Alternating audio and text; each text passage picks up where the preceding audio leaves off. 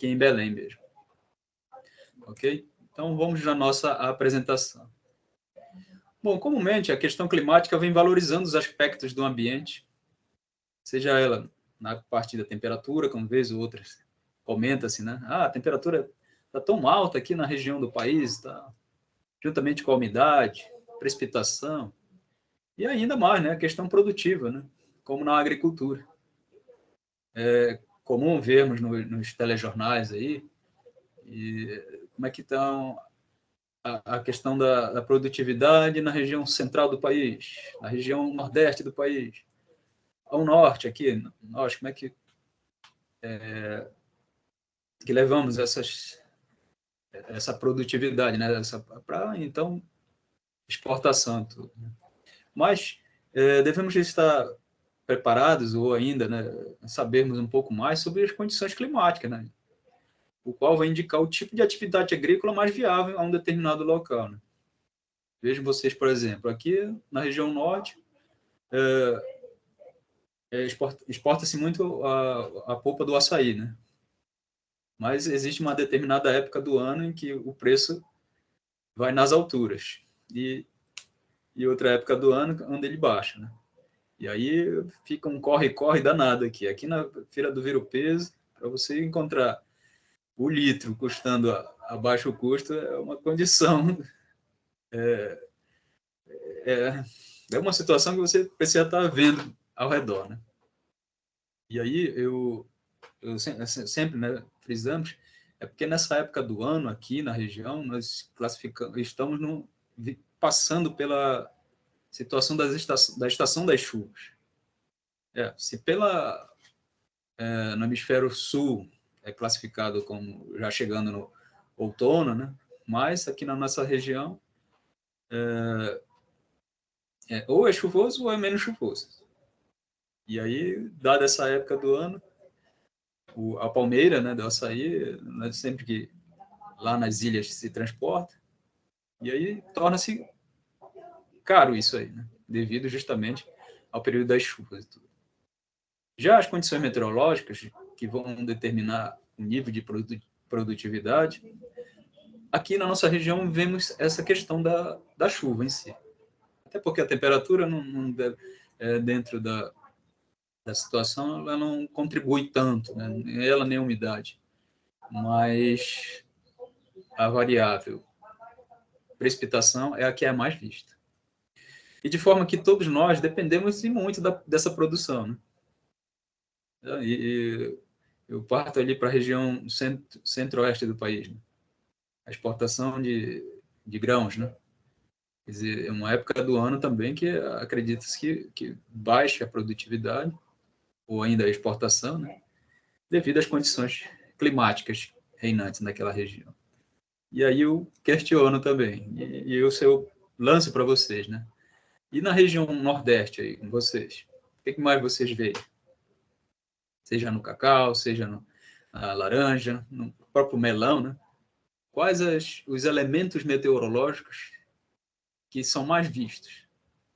E para a sua dissertação, a sua tese de doutorado, você já pensou nessas variações que há? Essa é uma das questões que a gente vai procurar levantar aqui.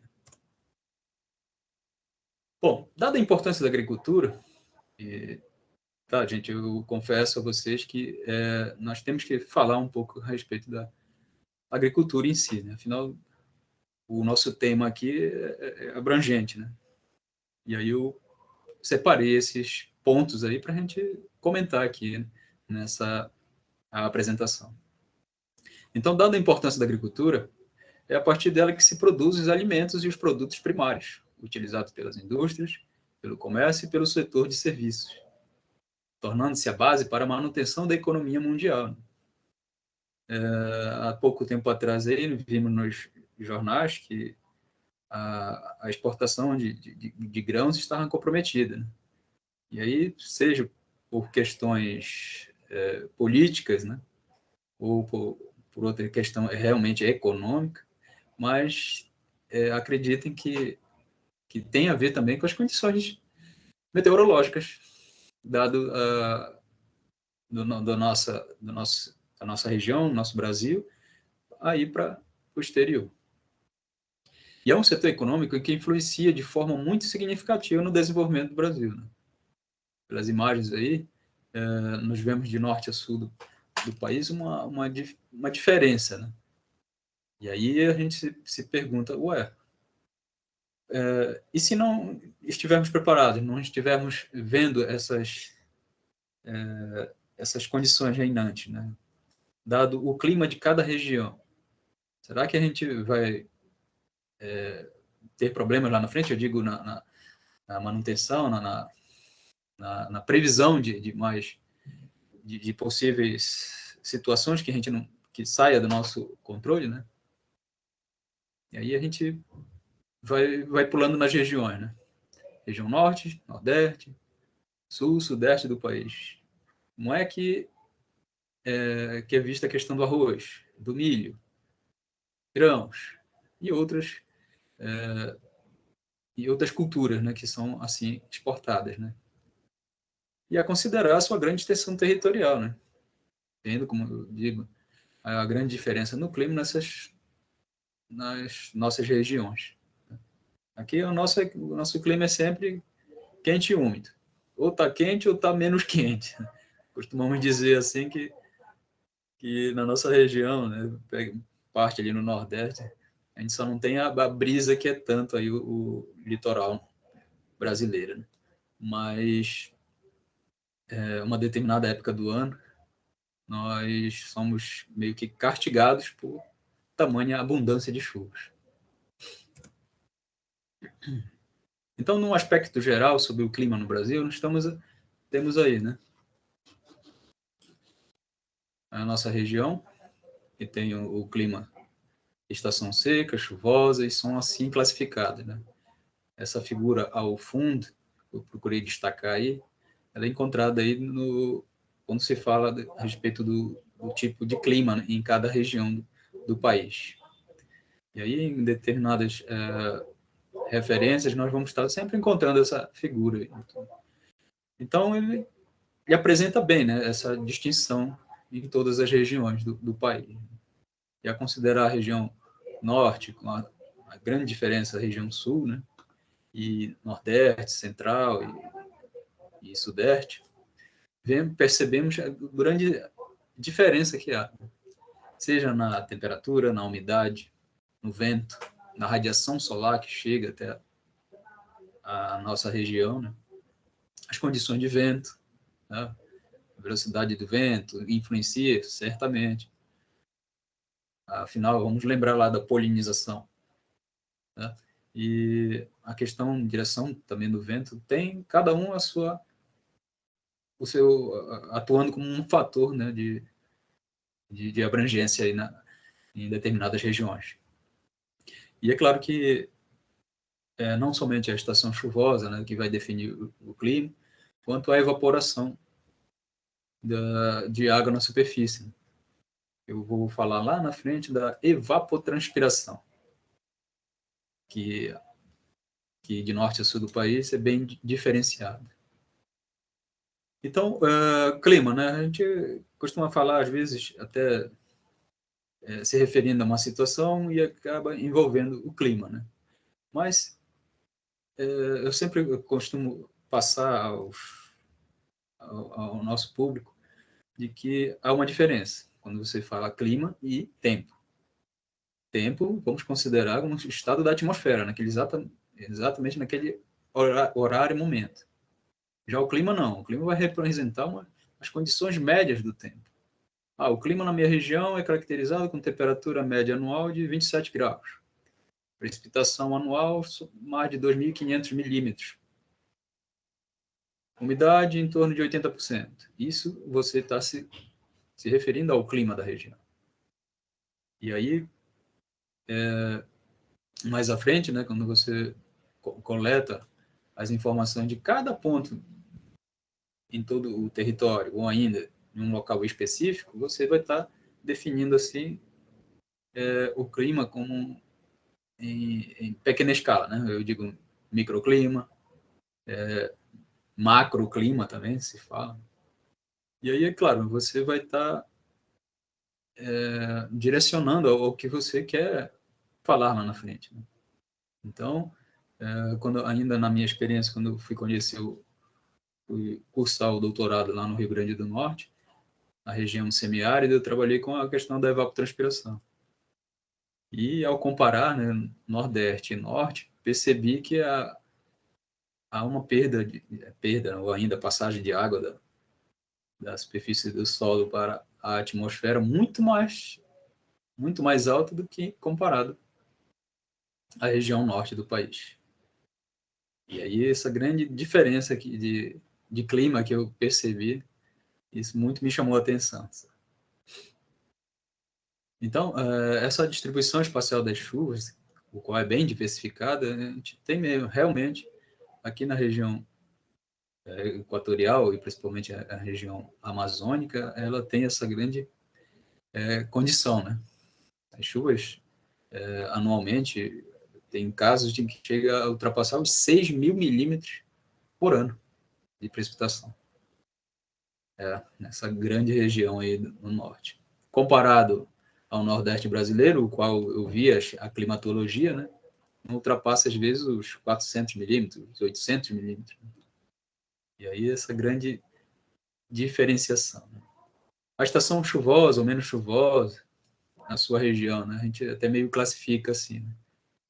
E aí isso vai definir muito lá na frente. Se ele é megatérmico, se é sempre úmido, verão quente. Né? Essa condição vai apresentar. A variação térmica é bem expressiva, tá?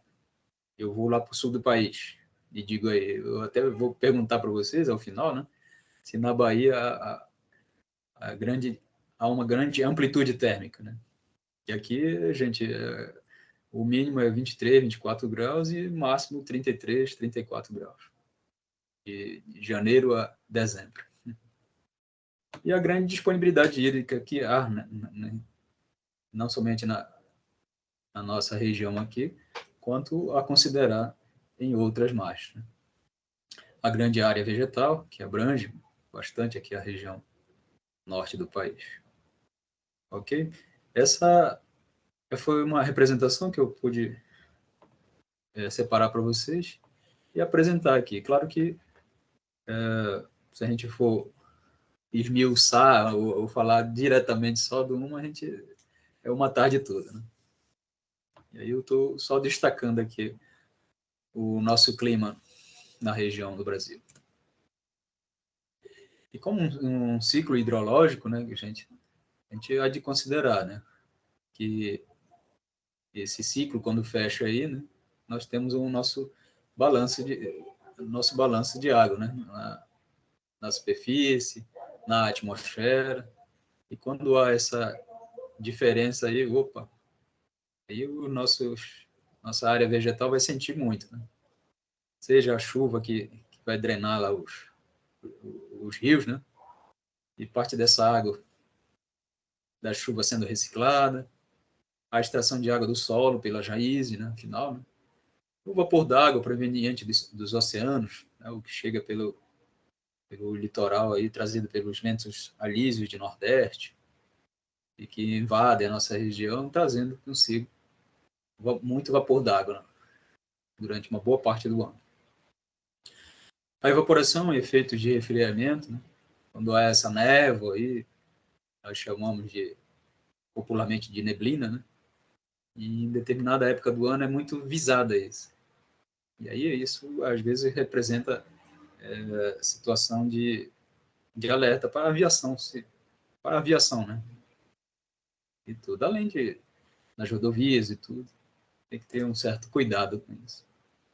Então, gente, nosso ciclo hidrológico regional aqui na região amazônica, há uma diferença, às vezes, também, quando estamos passando pelo fenômeno El Niño e Laninha. Vai haver uma grande diferenciação aí na circulação atmosférica, né, em todo o globo, e em especial aqui na nossa região, vai acontecer que o período chuvoso tende a ficar, em época de El Niño, menos chuvoso. Em época de Laninha, mais chuvoso ainda. E aí, E aí representa, né, lá na frente uma grande diferencial, né? Porque algumas regiões daqui do Pará já sente isso, alta na maré, e algumas casas vão tudo para o fundo. É esperado, mas é em época do ano que acontece cada problemas aí sérios, né? E outras regiões do país, né, vai representar baixa na temperatura ou alta na temperatura, né? E aí cada região vai se comportar de uma maneira, dado as condições meteorológicas reinantes. Tá, mas e quanto a essa disposição de informações e observação de dados meteorológicos, de onde a gente pode conseguir essas informações? Hoje o Instituto Nacional de Meteorologia, ele dispõe de várias estações instaladas em todo o país. E aí, seja ele aplicado para agricultura, para aviação, para navegação marítima, se for o caso, e, claro, para a previsão do tempo, né? Essas várias estações, seja elas automáticas ou convencionais, contribuem e muito para a observação dessas informações, né? E aí, às vezes, a gente até questiona, meu período de chuvas aqui não foi tão alto esse ano, por quê? Aí, quer dizer, a gente, dado uma observação nas informações coletadas dos últimos anos, né, dado a uma climatologia, né, essa climatologia aqui, por exemplo, é de 1981 a 2010. Né? E aí tem essa distribuição espacial aí da nossa precipitação na nossa região. Vejam que aqui na região Nordeste, a climatologia, né, isso aqui é a média de um determinado mês aí, vai aqui na nossa região, né, de 55 a pouco mais de 150 milímetros. Né? Já comparado à nossa região aqui no Pará, parte da ilha do Marajó, isso aí chega até 350 a 400 milímetros. Isso como total mensal, tá? E aí a gente vê essa irregularidade na distribuição das chuvas, né? Coletadas durante um determinado mês aí. Então, nós, como usuários, podemos muito bem estar verificando essas informações diariamente, e coletando lá no seu dado, sem precisar pagar por isso, e sim acessando essas informações. Não somente do INMET, que é o órgão que representa aqui a América Latina na meteorologia, mas quanto outros órgãos. E aí, se tiver um termo de cooperação, essas informações podem estar muito bem sendo disponibilizadas para a academia, para fins didáticos e de pesquisa e estudo. Aqui eu separo também da temperatura do ar, para a gente ter uma ideia aí. Olha só, enquanto na nossa região a média vai de 26 a 28 graus, a temperatura média do ar, em outras regiões, eu não destaquei aqui, mas outros ficam acima de 28 graus. É o que a região de Mossoró. Quem conhece a região ali deve saber que é quente o ano todo, né? E aí a sensação é que aquela região é sempre quente. Gente. E olha que os ventos alísios de Nordeste aqui, né, da região litorânea, estão sempre ali, são frequentes, né?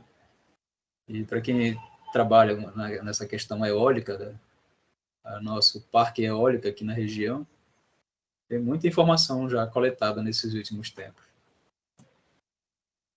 Outra variável aí, eu separo, é da umidade relativa do ar. Enquanto que aqui na nossa região, a média fica pouco acima dos 80%, 90%. Aqui na nossa região, eu digo que no semiárido, né? Aqui é o norte da Bahia, passando aí por Pernambuco, essa região agreste, né? A umidade é bem baixa, né, gente? Entre 60% a 70%, mais ou menos. E eu lembro de quando eu trabalhei com os dados da região do Seridó, aqui na Pata do Elefante, do Rio Grande do Norte, pude perceber o quanto a umidade é baixíssima lá na região. E bem diferente da região de onde eu saí. Né? E esse é alguns dos dados que são disponibilizados também, umidade relativa. Além de vento, que é um outro elemento meteorológico, assim chamado, além de radiação solar, a precipitação em si, né, claro, a evapotranspiração, a evaporação de água do solo e outras variáveis também. Aqui eu já separo para vocês a questão da precipitação anual. Opa, desculpa, gente, a evaporação anual. E isso já é pertencente à nova normal climatológica que o IMET divulgou de 91 a 2020, com essa espacialização dado para a nossa para a região, grande parte do país. Né? Eu só omiti aí a região sudeste e sul do país para apresentar aqui nessa palestra a vocês. E percebo que, enquanto que na região aqui a precipitação é um pouco superior aos 2.400 milímetros durante o ano, desculpa, gente, a evaporação, perda de água para a atmosfera, né? Superior a 2.400 milímetros, na nossa região aqui é 1.200, quase que a metade. E aí, quer dizer, por haver tamanha evaporação em toda essa região aí, o clima já é classificado como nós vimos lá no início da nossa apresentação. E aí vocês muito bem sabem as condições meteorológicas reinantes aí na região. Né? E olha só, na região lá, Cabeça do Cachorro, chamada aqui na Cachoeira, região Cachoeira lá do norte do Amazonas, noroeste do Amazonas. A evaporação ultrapassa aí os seus 600 milímetros. Já a precipitação é muito superior aí a 3.000 milímetros por ano. E vejo a comparar um balanço hídrico da região norte com a região nordeste, nós vamos ter um déficit hídrico bastante característico aqui na nossa região. Né? E aí a gente parte para os nossos trabalhos, né? nossa pesquisa em si. Quando a gente for precisar lá para informar, ou mesmo, né, saber como é que a determinada cultura vai se adaptar a essas condições meteorológicas. Né? Se muita água, não há germinação, não há a floração, a germinação. E se há grande falta d'água, menos ainda. Né? Quer dizer, são regiões que realmente desenvolver algo lá é um desafio. Tanto. Aqui eu ainda separei, né, a variação da temperatura dada no último mês aí. Separei aí, por exemplo, para São Luís, Belém e até Salvador. Uma pesquisada rapidamente ontem no Instituto Nacional de Meteorologia e encontrei essas informações. Máxima observada pelo mês de março de 31,4 graus, né? Enquanto que em Belém, 34.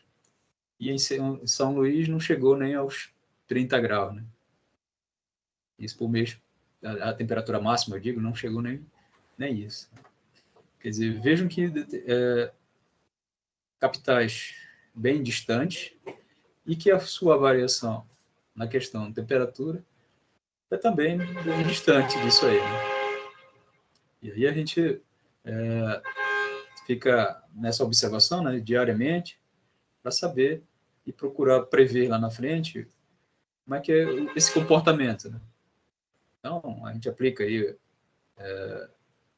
equações, né, estatística aí, e procura desvendar aí como é que vai estar a previsão climática para os próximos 3 meses.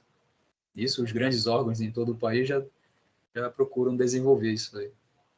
E isso tem disponível todo mês, pelo IMET, pelo Centro de Previsão de Tempo, Estudos Climáticos, CPTEC, e outros órgãos de cada região. Em Salvador, o que eu conheço é um pessoal que trabalha no núcleo de meteorologia em Salvador e procura manter essa, essas observações, esse monitoramento, né, na região. Em São Luís, tem o pessoal lá também, da Universidade do Estado, e aqui em Belém, que representa o segundo distrito de meteorologia, já há bastante tempo vem fazendo esse tipo de coleta. E olha aí, a questão da chuva acumulada, comparando aí Salvador e Belém do mês passado, né? Como é que se comportou? Aqui, pelo gráfico, eu tenho que o máximo, na escala de 0 a 100 milímetros, tivemos uma precipitação aí superior a 75 milímetros no dia 16, né? Quem conhece alguém aí da capital deve saber que choveu bastante naquele dia, né? Já aqui na nossa capital não teve aí tão expressivo, né? Mas chegou a seus 60 milímetros aí em um único dia, né? Tá, ok? Eu passo só para nós termos ideia de como é que há essa grande diferenciação entre as variáveis, né? Dadas as leituras. Aqui eu costumo passar também, gente, uns artigos relacionados ao assunto em si. Então, eu separei aqui para a gente, para termos umas ideias lá, a respeito da influência da estrutura da paisagem sobre o clima e fenologia de plantas arbóreas em ambientes urbanos. Nesse trabalho, o autor procura apresentar aí sobre a condição da estrutura da paisagem. Né? Aí o clima na região lá ele trabalhou lá por São Paulo e fez umas comparações aí, dado a variação na temperatura, principalmente. Né? Outro, sobre a influência da temperatura e das mudanças climáticas no comportamento da evapotranspiração da cultura de sorgo, Ponta Negra. Nesse trabalho aí, desenvolvido pelo pessoal lá da Universidade Federal Rural do Semiárido, eles procuraram trazer né, nesse artigo a respeito dessa grande diferença que há na temperatura e como é que se comporta dado a grande perda de água para a atmosfera, né, dado da evapotranspiração. Como é que se comporta durante um determinado tempo. Aí. E aí, dado a grande questão hoje que se fala muito em mudanças climáticas, o que se deve esperar? E aí o autor procurou fazer uma distinção aí comparando, né, com a determinada cultura, sorgo no caso. Já nesse outro aqui foi uma dissertação defendida por um colega nosso do Pará, mas que ele defendeu lá na Universidade Federal de Viçosa, sobre a influência da precipitação pluviométrica nas taxas de crescimento de raízes na Floresta Nacional de Cachoeira. E aí vocês, só para terem uma ideia, né, que, como eu falei desde o início, né, aqui a variável meteorológica que mais é bem vista é a precipitação. E aí, para essa região, como a questão é bem diferenciada, né, foi feito esse comparativo, né, essa leitura aí numa determinada época do ano. E aí o José Augusto de Souza Júnior trabalhou com essas informações. Outro trabalho aí, eu já separei lá do ano de 2012, sobre o cultivo do tomateiro em ambiente protegido, sobre diferentes taxas de reposição da evapotranspiração. Vejam que essa variável meteorológica aí, evapotranspiração, é muito presente em vários trabalhos aí na região nordeste do país. Gente. Eu sei porque ainda quando eu estive levantando na minha tese, eu procurei trabalhar com alguns modelos de evapotranspiração para fazer o comparativo, né, e saber qual aquele que melhor representa, né? Eu pude ver a quantidade de trabalhos que envolve a variável evapotranspiração. E aí, separar isso no cultivo do tomateiro é pensarmos lá na frente, né? Se há muita perda de água, aí o cultivo, né, do tomate não vai à frente. E se há uma alta, né, não somente o tomateiro quanto a outras culturas, há uma grande perda também. E esse aqui já foi da revista colombiana, olha só, encontrei um artigo internacional aí que foi publicado em fatores que afetam o comportamento no consumo e seletividade de forragem em ruminantes. Eu separei isso aí quando eu vi pelo título, né? Eu confesso a vocês e justamente apresentar a vocês, né? Para que tenham a ideia de que não somente aqui na região, mas com trabalhos a nível internacional, o pessoal tem essa visão também no caso do comportamento de água, né, em si. E aí o pessoal desenvolveu esse tipo de trabalho. E mais esse aqui, né? Os parâmetros produtivos do milho sob déficit hídrico, em diferentes fases fenológicas no semiárido brasileiro. Vejo que mais um trabalho aí, onde aponta-se como é que se comporta na região do semiárido brasileiro. Né? E principalmente a questão hídrica, né? E aí como é que o milho se comporta na questão da demanda de água. Esse foi mais um trabalho esse aí, desenvolvido. E, finalmente, quando se fala em aquecimento global, mudanças climáticas, pronto, aí vários trabalhos nós temos aí na literatura, né? Trabalhos que são apresentados. Mas há de se ver alguns cuidados, né, gente? Não dá para confiar cegamente em modelos numéricos, porque hoje é uma determinada situação, mas daqui 10, 20, 30 anos já será outra. E aí, quando estima-se temperaturas elevadas, o qual vai diferenciar numa determinada situação, a um determinado clima, né, na região, isso vai afetar diretamente ao comportamento vegetal. E aí basta, sei lá, né, eu dizer assim que nós pesquisadores temos que ter uma certa visão quanto a este assunto, né, delicado.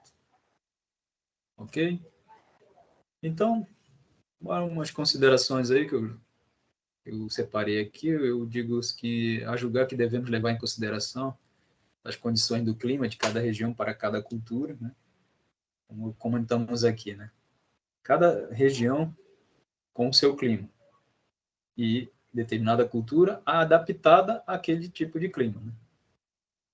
É um desafio trazer determinadas culturas e plantar-se numa região em que não é bem vista, né? Isso é um desafio e tanto, né?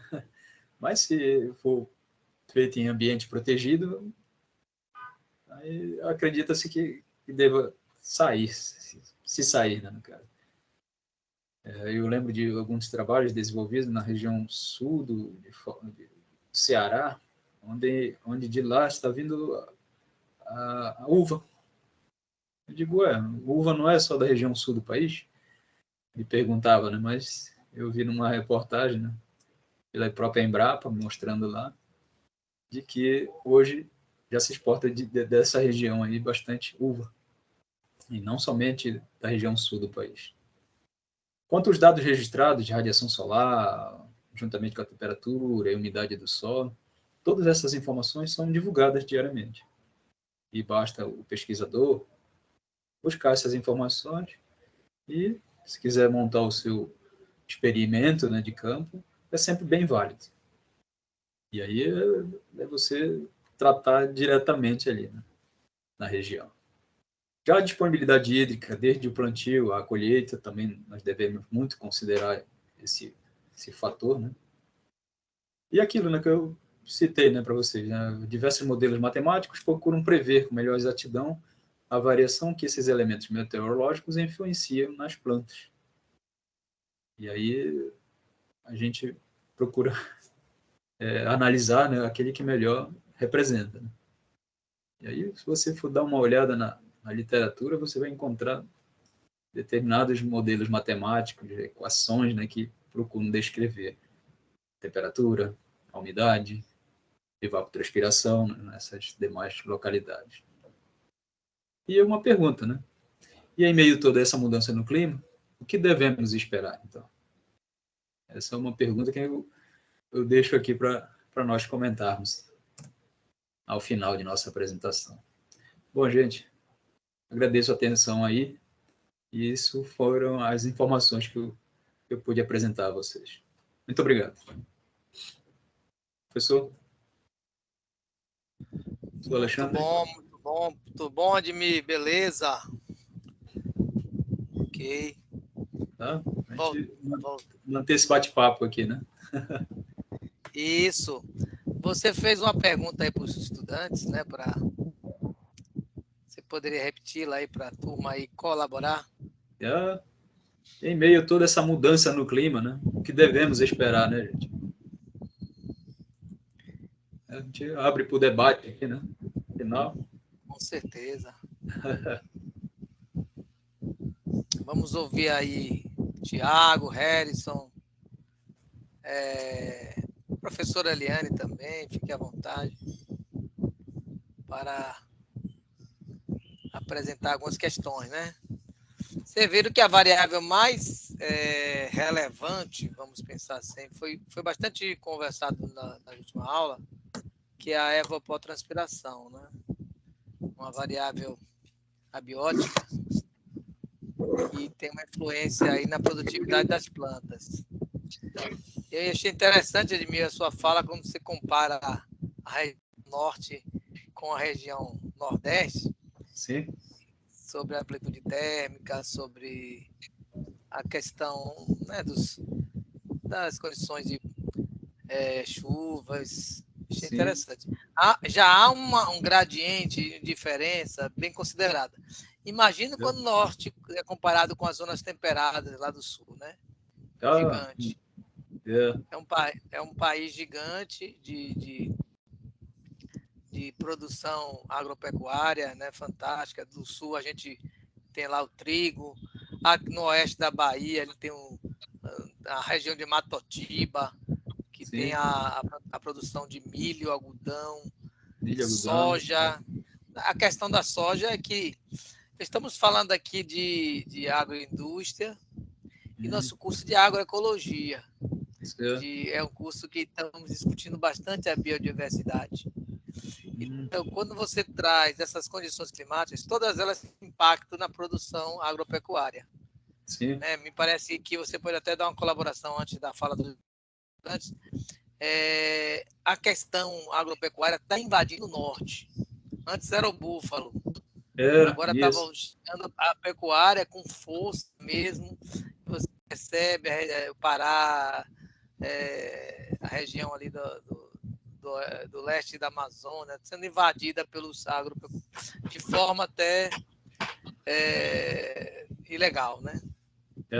Mas se você puder fazer uma comparação, como o clima ele está aí permitindo essa produção agropecuária e como ele, você falou bem aí das uvas, a turma aí, a maioria é Juazeiro, ou é de Juazeiro, ou conhece Juazeiro.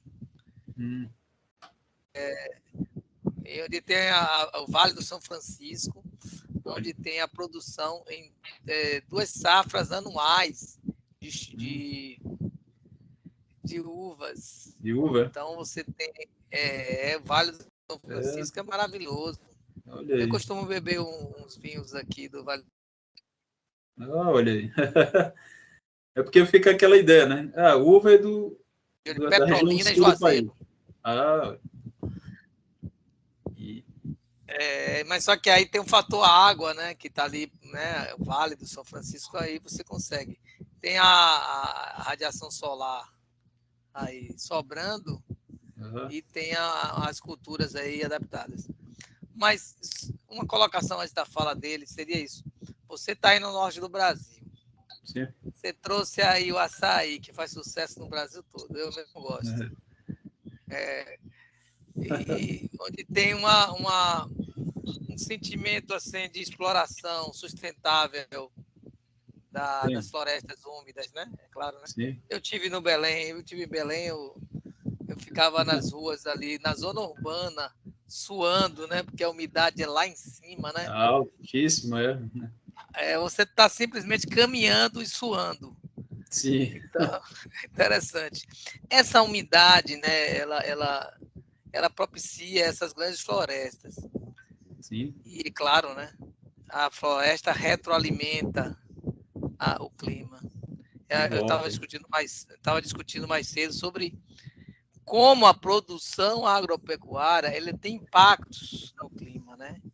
Quando você tem um número, então, uma exploração do solo, um manejo do solo, em que você realmente cria grandes regiões de pasto, isso vai impactar no clima. E isso volta de forma viciosa para a vegetação. Tá. O que você pode colocar para a gente em relação a essas questões que eu abordei, principalmente nessa região que eu não conheço bem as culturas aí no norte do Brasil, é claro, né? Não, eu só tive aí uma semana, fui naquele evento nosso lá do Congresso de Meteorologia. E ainda foi em setembro, né? É uma época quente, é um período seco. Seco, mas estava bem úmido, né? Considerado seco, mas na verdade é menos chuvoso, né? Bom, a respeito Fica à vontade. das demais culturas aqui, né? Nós destacamos a questão da laranja, né? Que vem da região da Ilha do Marajó, aqui as proximidades, além do arroz também. E também que dá muita passagem e que às vezes tem problemas, uma época do ano em que soja, ela entra ali pela rodovia Cuiabá-Santarém. Só que é justamente numa época chuvosa, e aí fica intrafegável e há uma perda de milhões, né, em transporte e também na exportação. E outra região aqui, a sudeste do estado, destacamos o município de Paragominas, que surgiu aí há quase 50 anos, dado a junção de Pará, Minas e Goiás, Paragominas. E ali também está surgindo muita soja. São grandes as carretas que passam por lá diariamente e exportam bastante.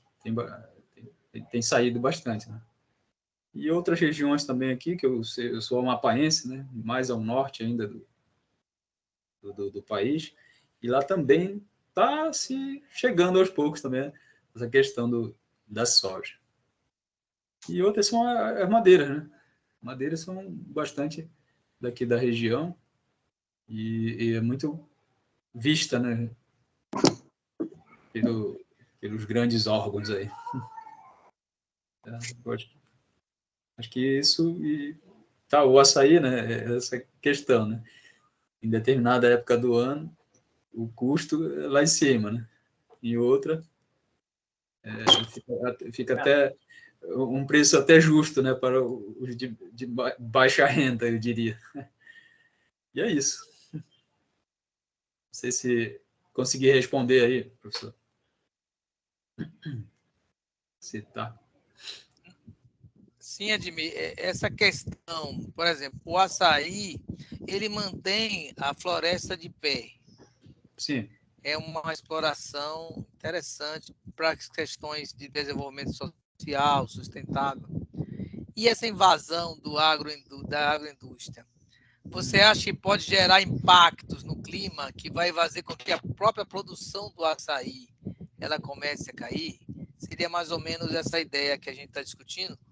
Sim, sim. Sim. É uma matéria sobre a agrobiodiversidade, né? Quanto maior a monocultura, então menor a agrobiodiversidade e a gente tem essas questões que eu estava colocando para você agora sobre as possíveis influências negativas. Sim, sim. Olha, a gente a considerar que uma grande área, né, principalmente quando se fala em área pastoril, né, e, acredita que vai gerar grande problema aí, porque você vai estar modificando o microclima daquela região, né?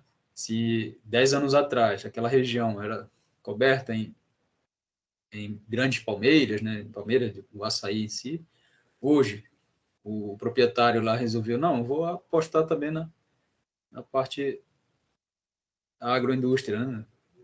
E aí poder abrir aquela área ali, né, para destinado.